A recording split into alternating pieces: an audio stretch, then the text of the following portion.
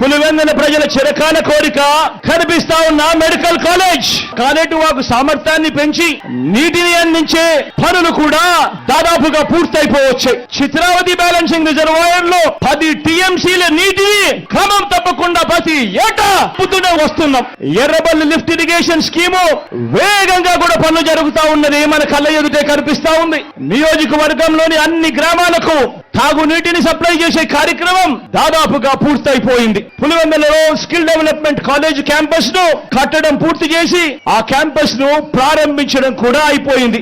New Tech sciences పరిశ్రమతో పాటు వైఎస్ఆర్ వ్యవసాయ కళాశాల, ఉద్యానవన కళాశాలను కూడా ఆదిత్య బిర్లా గార్మెంట్ పరిశ్రమ కూడా పులివెందులకు తీసుకురావడం జరిగింది. జాతీయ రహదారులు, గ్రీన్ ఫీల్డ్ హైవే ప్రాజెక్టులు, పులివెందుల్లో కొత్త బస్ స్టాండ్, పులివెందుల్లో క్రికెట్ స్టేడియం వంటివి, పులివెందుల్లో పార్కులు వంటివి మీరంతా కూడా చూస్తూ ఉన్నారు.